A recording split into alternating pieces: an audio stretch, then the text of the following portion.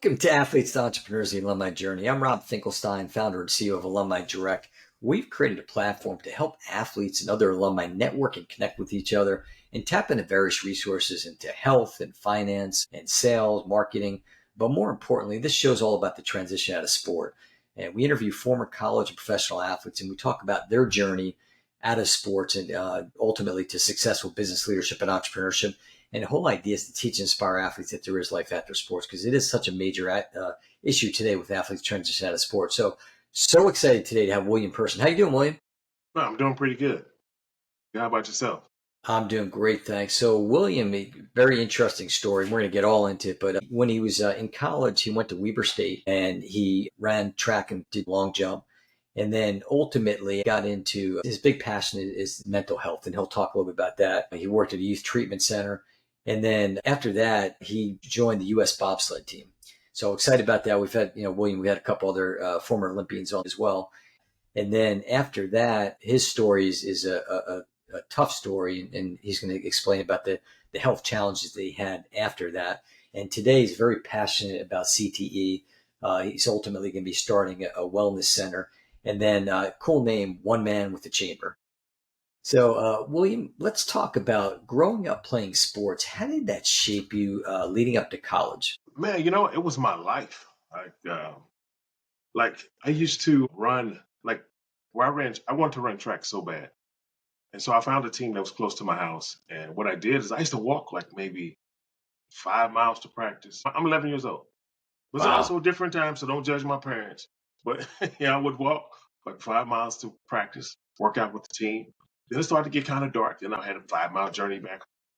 But I loved it so much, man. I was like, and I'm so blessed. It's taken me around the world so many times. Yeah. But I just wanted to run track. That's it. That's great. Yeah, did Yeah. you do any other sports or just pretty much just growing up playing baseball, basketball, football, any of that stuff?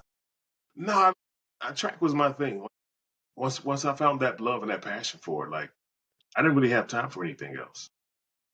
I just stuck with what I know, what I was good at. It felt right, so I went with that. Now, was there an old? I mean, I know today there's some, but was when you were running, was there an ultimate track to like professional running, or not at the time when you were done with college?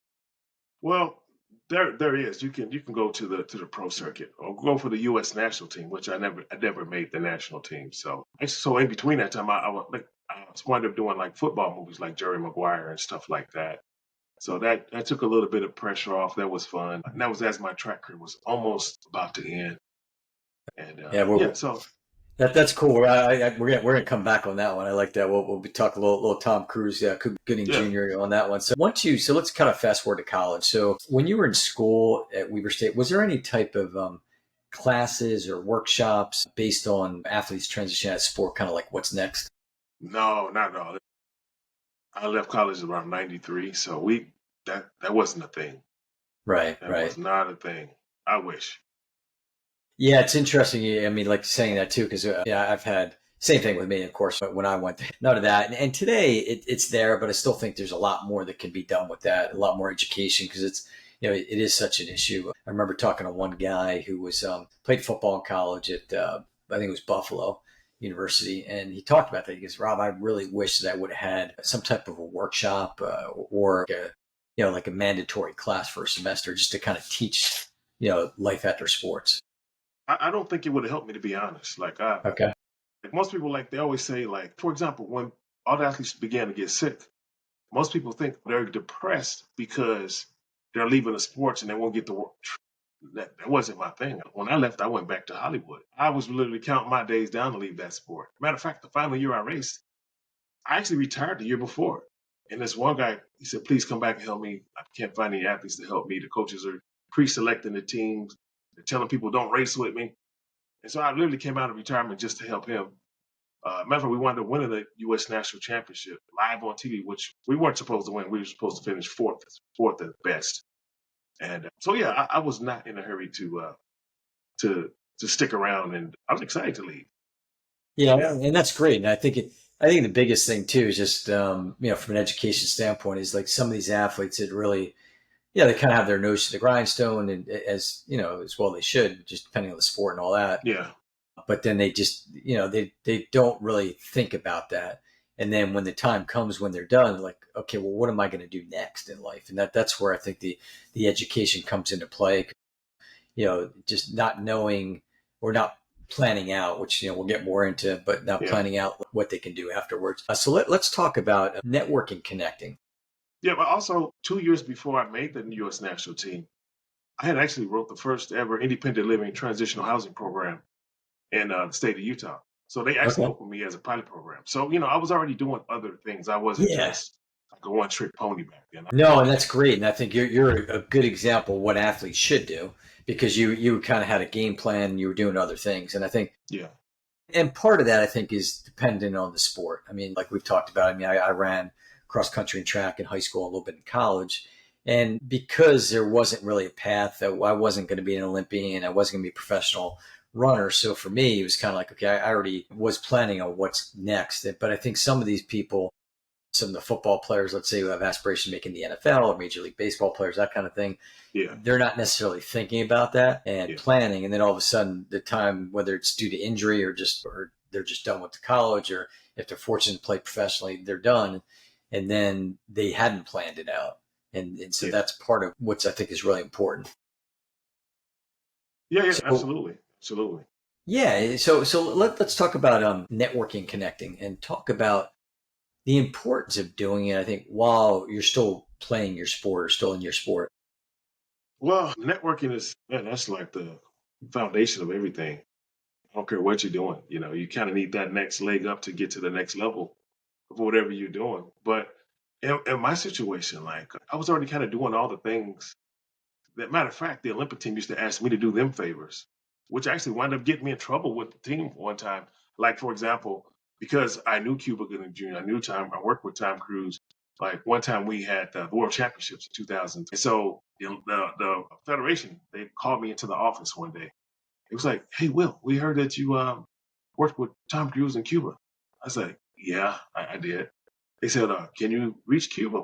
We can come out and we can be a forerunner for the day. A forerunner is right before the big race. We sent a test sled down the mountain. And I didn't call Cuba because they didn't give me a budget to give him. They was like, he had to pay for himself and pay for that. So I'm not going to waste that phone call. So I never did it, but it gave me the idea to how to do the networking and bring in the high profile athletes and other things that make I guess, more better exposure, find better sponsors. So eventually a company found me and they were like, hey, we can help you raise money. And there's this they put out this big promotional ad. And I think it was for like $1 million or something. So some of the athletes heard about it. It was like, he's trying to get all that money just for himself. Like, no, this actually came from the bobsled office. This is something that they had requested for me to do. And I just amped it up to make it bigger so everybody can have money. It wasn't, what can I do with $1 million? I'm going to help everybody. But Yeah. they didn't see it that way. They was like, man, it was one of my best buddies out there too. I felt like he turned on me now. And then we eventually worked it out, but it was disturbing to see that. Yeah. But networking is huge. It's huge. Yeah, and I think too, like we always talk about, even starting even young, and again, whether you're an athlete or not an athlete, it's so important. And I always think about when you're in growing up playing sports and like high school and all that, and your teammates and their parents and coaches, and same thing in college, is that you're exposed to so many people, and it's so important, like you said, to do, especially while you're active, because I've talked to agents before, and like, hey, these guys, they're in their sport, but they got their blinders on, and they're not really doing that networking, connecting while they're playing. And I mean, I've talked recently some NFL players in the podcast, and they talk about the kind of like the badge, of having that, the NFL, and just how important that is, and to utilize that while you're still playing. So that's something that we definitely encourage athletes to do, is just do it while you're playing. Yeah. I think you have to have that vision though. You got to know where you're going next and who are you reaching out to and why.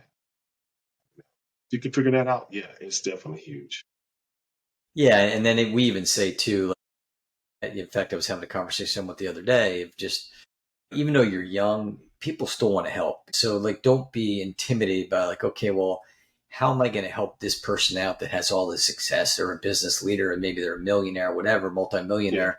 What do I have as a young person to offer them. And sometimes I say it might just be maybe you're helping their kids, or maybe they want to relive their athlete journey. Yeah. And so so just always be open to that and be open to helping and paying it forward. That's funny you said that. When I first left the sport, some people called me. Some people I met on the set. We were doing Any Given Sunday. And they called me. They was like, Jamie Foxx has a new song coming out. Blame It on the Alcohol. And we know, the alcohol sponsors. I was doing things at the Sundance Film Festival and Patron, friends of mine. So I wound up connecting them with Jamie Foxx, and we did the video. And, like you said, always being willing to help and speak. Yeah, that's really. I've always done that. I've always been the middleman on a billion projects. Yeah. Yeah, no, that's great. He's whetting our appetite, everybody, because I'm going to ask him about it. We're going to get a little more talking about these famous people, but we'll get to that in a couple minutes. Let's talk about alumni engagement. Obviously, that's important to us at Alumni Direct. When you were at school, alumni athletes coming back, and I don't mean just for like the homecoming game, but I mean, were they coming back to mentor, the athletes or work with them? Man, you know what the truth is? Not that I know of. And also the school I went to, they were known for their distance program. Okay. The football team was like 1AA, so they were probably one of the best 1AA teams out there. But so I didn't see maybe there weren't a lot of guys who went into the NFL. There was a few who made it. Yeah, but I don't remember any of that. And I don't even remember. Yeah, no, I don't believe so at all. Like, no. And are you seeing any maybe more today? Like, are they reaching out? Like, have they reached out to you as an alumni and just trying to get you maybe to come back and talk to the current athletes or some of the young alumni? No, and I don't think that they would, because of what my platform is now. I'm helping people with concussion issues. Football dollars control everything in most of the universities. And Weber State's no different. And so I think I wouldn't be as welcomed in because of that, to be very honest. But I do speak, like I got a request today from high school.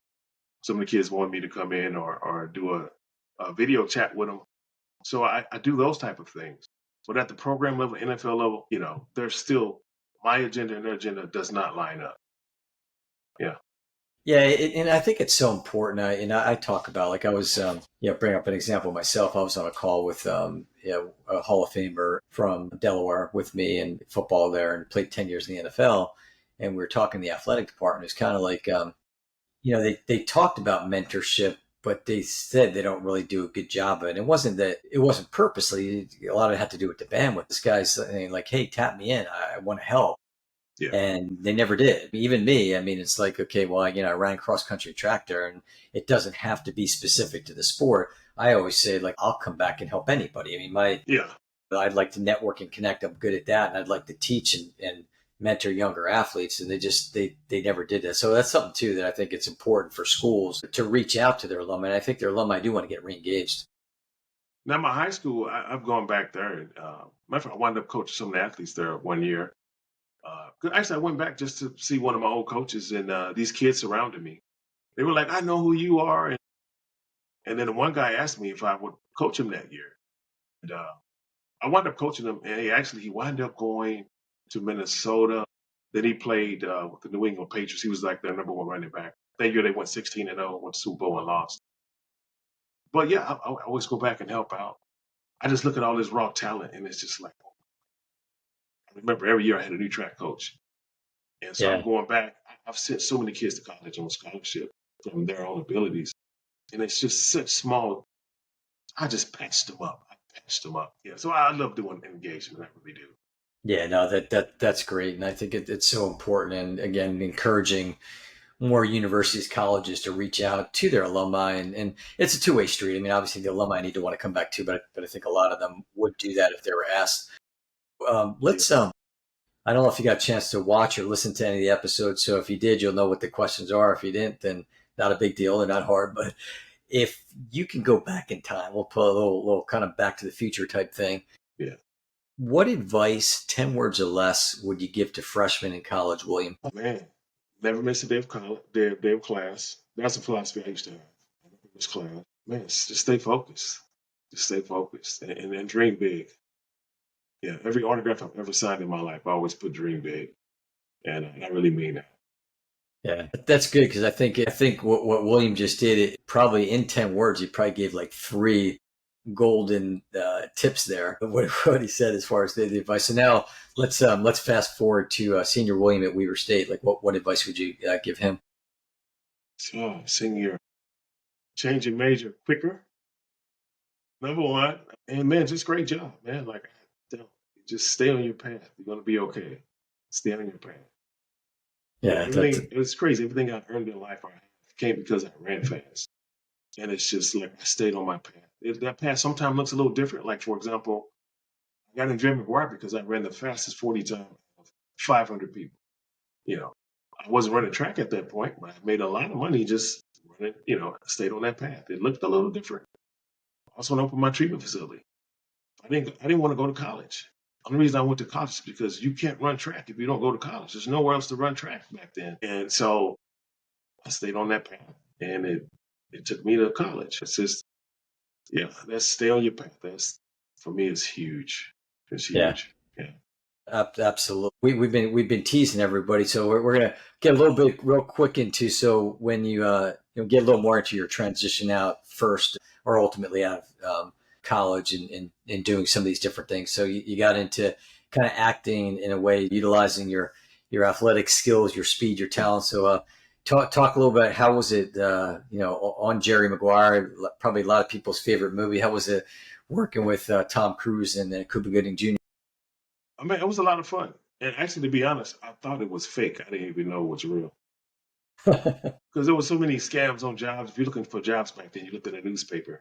The next thing Right. you know, Yeah. Newspaper. What's that? yeah. But you go to these interviews, they got you out selling perfume on the street corners. So when somebody told me about it, it was actually an athlete. I had a bunch of NFL guys who, like, I got my 40 at the time. I was training under Tom Doyle at Arizona State. So I was a 4.23 40 guy. So I had a lot of NFL guys who came to train with me. And so one of the guys was a guy named Al Whiting. You probably know him from the movie Waterboy. He's the guy who gets poked in the eyes by Adam Sandler. That's one of Okay. my best buddies. Yeah. So he told me about it, and I went out there, and really, I tried out. And really, the truth is, I shouldn't have been on that because it was more than 500 people out there. And as soon as I walked onto the field, this one director assistant came to me. He said, "Hey, stick close to me." Meanwhile, this other guy came out named Alan Graff with his megaphone. And he's screaming, "If you never played pro football, get the hell out of here right now. You're wasting my time. If you're 150 pounds, you don't look like a pro ball player. Get out of here. You're wasting my time." It was humiliating. Like I wanted to leave myself, but this guy told me not to just stick by his side. And so they broke it down into different positions. And for my position, there was like, I don't know, 70 people. Wow. And they put us in this long line, and he was just like, "You're an extra. You go home. You're wasting my time." They got to this little short, chunky guy. It was like, "You can't run 4 or 5 in the 40. You wasting my time." The guy said, "I can do it. I can do it." He said, "Okay." He went up to the line. He took off running. They started the watch. He took 3 steps. The guy stopped the watch. He said, "When he gets done, tell him to get out of here." And I was like, whoa. And so when I ran the 40, I ran the fastest 40. And then we moved to the next section. They put these tackling dummies down, and you have to run forward, back pedal. Don't touch the dummies. Run forward, back tail. So one guy went through it. He didn't touch anything. They told him to leave. When it was my turn, I looked like, you see those horses when they're first born and they stepping on everything. I stepped on everything to be stepped on. And I said, "Oh, I'm out of here." And the guy said, "You're exempt. You don't have to do anything else. You just stick close to me." Everybody's looking at me. They want to just choke me because, like, why is this guy so special? Why is he? But yeah, it was humiliating. I can't even say the word now. Humiliating. Very humiliating. So that part of my thing is my speech slurs sometimes. So I apologize. But yeah, this is what it is. But no, it was a lot of fun, and I enjoyed it. And just spend that time with Cuba and Tom. And Tom That's actually, cool. Tom Cruise is the reason I went back after Team USA. Started having this reoccurring dream of him. He had this one scene where he's running out the tunnel because Cuba Gooding Jr.'s client got knocked out. He sees he's coming to check on him. I'm just watching him run and hit them cues and deliver his lines. And the last year of me competing, I started having that dream reoccurring over and over. And I was like, "Okay, God, I think I know what you want me to do." And so when I left Team USA, I was already headed back toward Hollywood.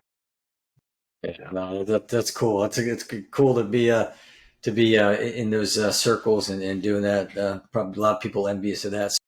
Let's talk a little bit. So ultimately you had two transitions. So you had your transition. You've been running track. You've been doing the long jump. Now you're out. You're getting doing the youth treatment. Like, how was that transition after you've been doing track all these years? Like, once you were done with that. Well, the truth is, I never stopped training. I had trained for track from the time I was 11. I retired at 36. I turned 37 a year. I was still training. Okay. The only time I stopped training was the year that I retired, leading up to the final year. Like I didn't train at all, and I could feel my body just aging by the second. Like I was aching, things started to hurt. So when they called me to ask me to come back, I was like, I don't think I can, you know. Yeah. But I just went out, jogged and stretched a little bit, and made the team, and rest is history. But yeah, That's cool. Okay, so then I mean, I guess what let's get into. So you started with the getting the bobsledding. So maybe story on that, how you got into that, and then just talk a little bit about that, and then we'll kind of get into some of the challenges you faced afterwards, and just that transition into life as we know it today, so to speak. yeah. After Dre McGuire, I moved back to Utah. I was training down at Brigham Young University, BYU. I get this call. I'm the fastest American in the state at the time. So they're doing tryouts for the 2002 Winter Olympics. So they asked me to come out and do the tryout. And I knew I had about maybe one more year of track left, maybe if I'm lucky. And I said, well, if I go to this tryout, NBC's covering it, I might find a sponsor or something. So at first I told him no, but eventually I did go to the tryout. During that tryout, I set a new record. And this guy offered me a crap load of money to race on his team for 3 months. And that's kind of how I got started. But the truth is, he didn't have the money. He didn't have the equipment. And by the time I figured that out, it was pretty quick, but other teams picked me up. And like I started the audition, it was like a Wednesday. By that next Friday, I had already won a medal at the America's Cup race. And NBC ran that story. And it was a different thing for me. Like it was a new environment. It was fresh. And I needed the change, And so I went with it and I wound up being there for 9 years. So, yeah. So that would have been like, I guess, two Olympic time frames, or I guess it could have been, if it was in between, it could have been as Yeah. much as three. Yeah. Yeah. Probably right, two. Yeah. Right. Okay. Right. So, and then basically, you were doing the bobsledding, and we talked a little bit offline. So, Team USA has multiple, so people understand they've got multiple teams. And when you get to the Olympics, I mean, like a certain amount of teams will go, right? Yeah. There's like a couple teams and an alternate team and stuff like that, right? Yeah. Yes, Okay. And matter of then, fact, my first year that I was on the alternate team, I was on USA 3, okay. 2002. Yeah. Okay. And then and this kind of gets, we're going to, well, I guess we'll let's hit first. Let's talk about your journey there, and how ultimately your transition out of bobsledding and back into the real world, so to speak, and then just talk about what you went through, your health journey, and then just how that transition was for you. Well, I had a pretty smooth transition because I knew what I wanted to do. But the thing is, like, I had these red flags that were there for the side effects from sliding, but I didn't really recognize them. I didn't know what they were. And matter of fact, when I saw them, I rationalized them. Sometimes I would, like, I guess right in the middle of the night, I would wake up and panic a little bit because I didn't know where I was at. And so I had to jump up, turn lights on, and kind of look around, and it'll let me, I always say the pictures on the wall let me know where I'm at. And yeah, that was going on, but I rationalized it. I was like, you know what? I represented my country every 7 days, a new country. I have such a great life. That's why I'm not remembering where I'm at, but the truth was, that was just one of the first red flags, you know. And I say one of the second ones was I was out with some friends I hadn't seen in a while, and we went to shoot some pool and have a beer or something like that. And my buddy was looking at this pretty girl over there, and he was like, "That's your ex girlfriend over there." And I was like, "I don't know her."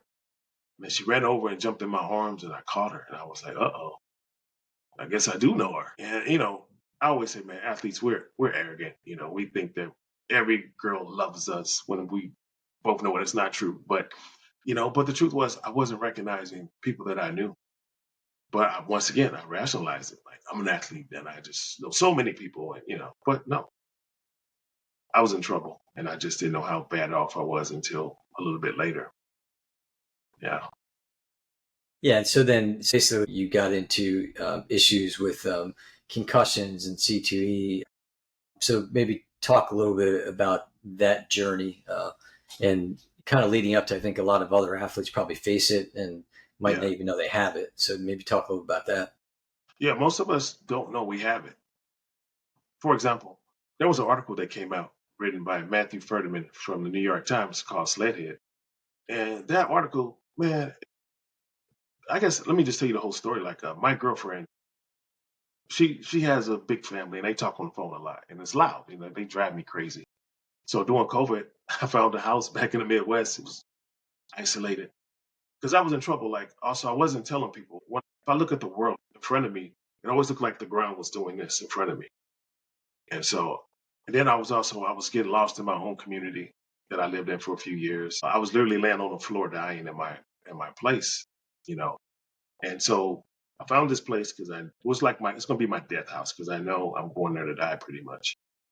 And while I was there, I found this article, and the article was constellated. And it was outlining all the symptoms my teammates had before they committed suicide, and the ones who were still living, the stuff they were dealing with. And so I went back there, just like I said, just because my girlfriend was making all that noise in the house, I just couldn't deal with it. You know? So when I read the article, somebody sent it to me. I read it. I got on my knees and I thank God all the symptoms missed me. And then when I sent her the article, she circled some things and sent it back to me.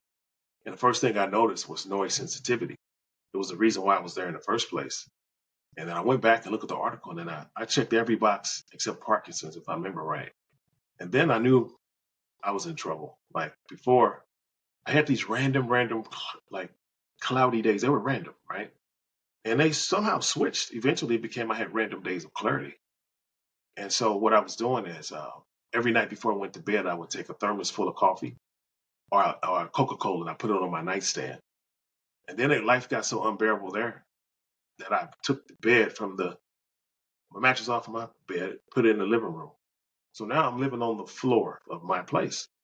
But once again, every night I had to put the caffeine right there. Otherwise, in the morning, I'm not waking up till 3. I'm not going to get out of that bed. And so it was just a pattern over and over. And then I realized, like, I didn't know what any of the days were. So what I would do, I had a little daily planner. I'd open it up every morning because I don't know what day it really is. I was stuck. I always thought it was, I don't know what the day was, but I always thought it was either January or August. So it was always the same 2 months. And I don't know why those 2 months. But at that time, like most of these athletes are killing themselves because they're stuck in a loop at that point. Like my brain was telling me it's time to go, it's time to die. You need to end this, and you just hear it all day long. Just it's time to go. Like and so that's what I was really dealing with at the time. Yeah, Yeah, I mean it's so brutal. Like you said, I think a lot of athletes probably do face that issue. And just don't know what's wrong with them and how to do it. So maybe give it some advice to athletes that are in a similar situation. Like what should they do? well, man, at this point, follow. Like when I started this journey, there was no help. I couldn't find social media, anything. But I have a social media thing called One Man with a Chamber. It's a TikTok channel. What I do is I help people learn to live with CTE symptoms. There's things that you can do that'll help you so that you don't kind of fall apart, you know. But like when my teammates were going through it, like I didn't know what to do. Like I had one teammate, Pavle, he called me one day and he wanted to be a writer. He called me, you know, we spoke like whenever he called me, I take his calls. And I give him some advice. And he gave me these crazy, weird stories he wanted to make into a script. They were so unique and different, things I never heard before. And I thought it was creative writing. But I later found out like it wasn't creative writing. It was his mind had slipped. Because the very next time he called me, he was speaking gibberish. And but like I said, mental health was my background, and I told myself every day I got to help my buddy. I got to help him. I got to help him.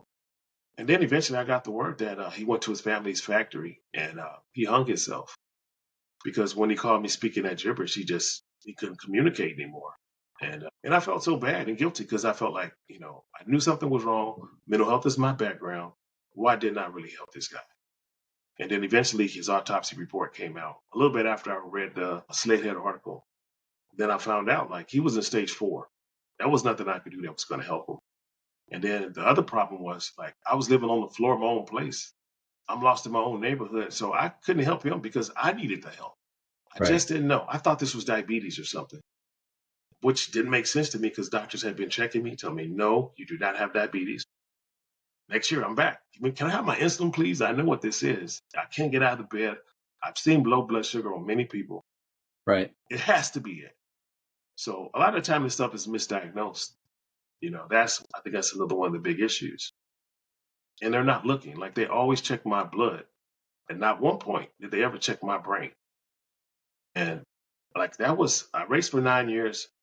After my first concussion, I didn't figure out what was wrong with me until like year 18 or something. It was a long stretch of time to be living like that. Yeah. Yeah, no, that's it sounds brutal, and again, I'm sure a lot of athletes or just people in general probably face it on sometimes low level where it hasn't happened a lot, but then multiple times like you've gone through where it does happen, and then what can they do about it? So I know that now you're working on putting together a CTE wellness center Yeah.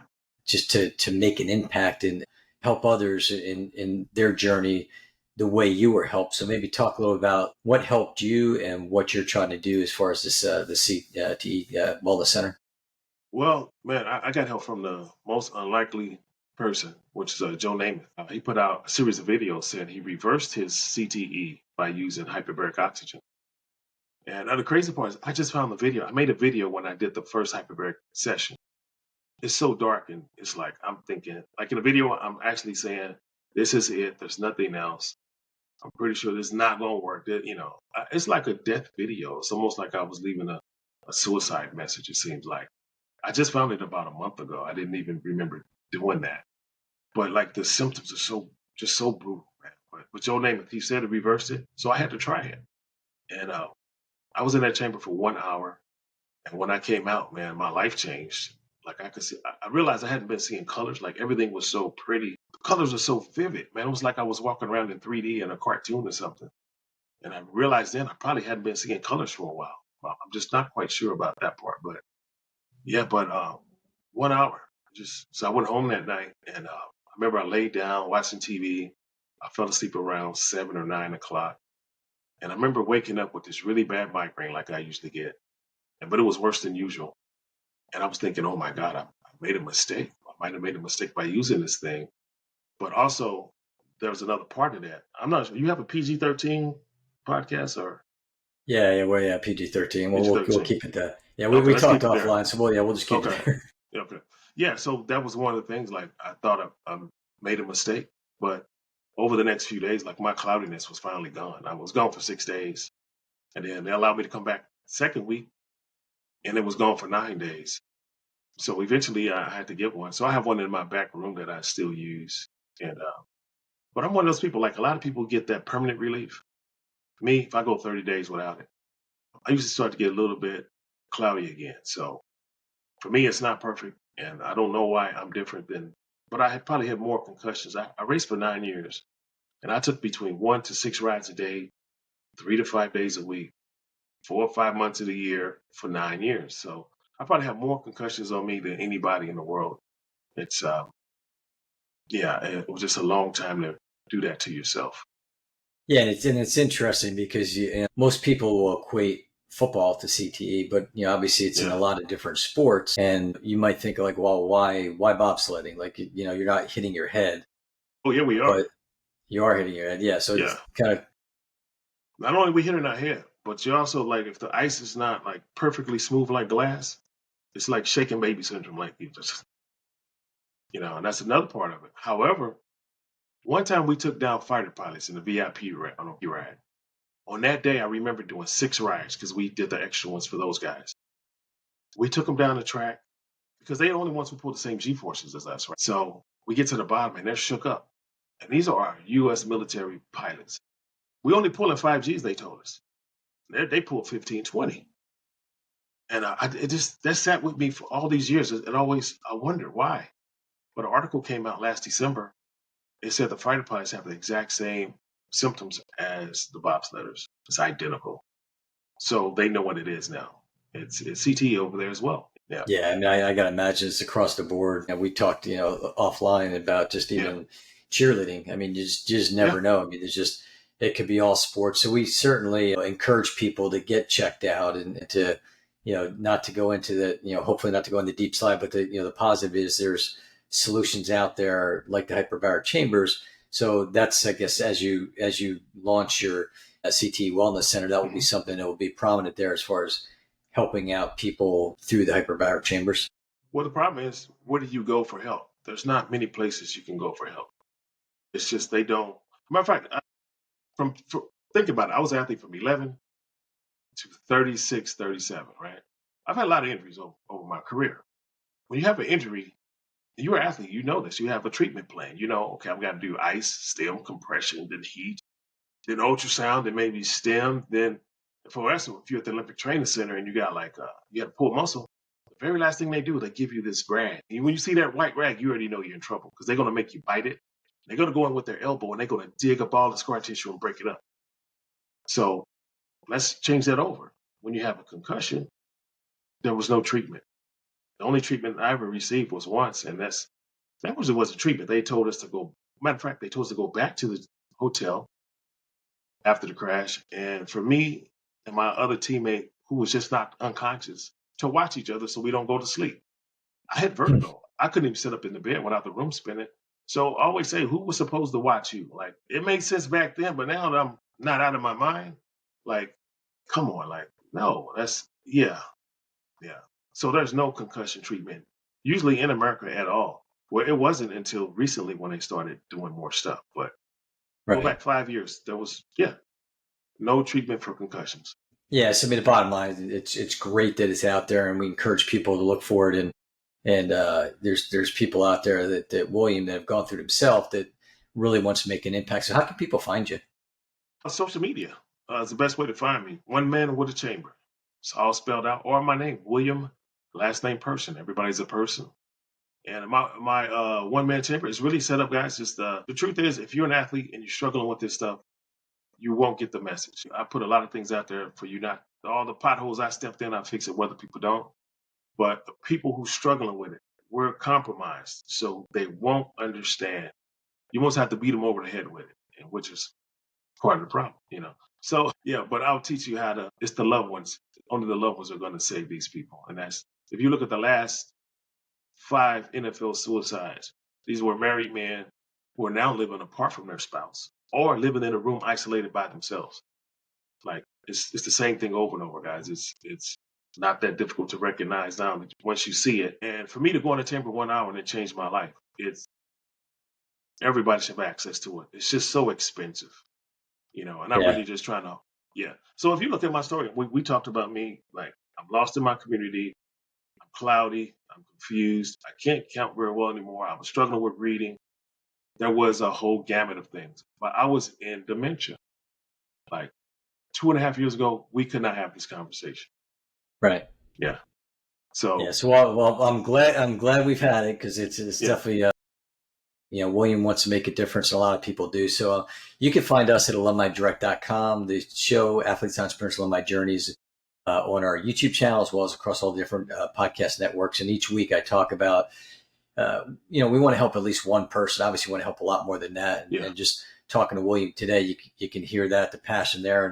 And we encourage people to watch and follow and listen because there's so many great tips and advice that the former athletes like William give to us on each podcast. So this has been great, William. Yeah. Really appreciate your time. Thank you. Also, remember, we're doing it for free, guys. This is going to be not for profit. We don't want to charge the people because they won't come. It's too expensive. So we need your help. Yeah. Yeah, that's great. Yeah, we definitely need to look at that, and we'll put all the information out there.